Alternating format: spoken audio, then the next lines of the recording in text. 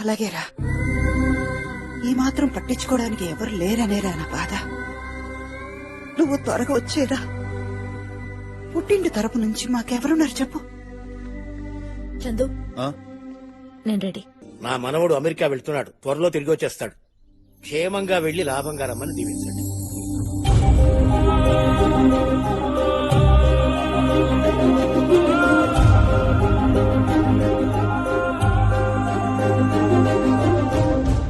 నీ వల్లే మీ నానమ్మ మళ్లీ మామూలు మనిషి అయిందిరా.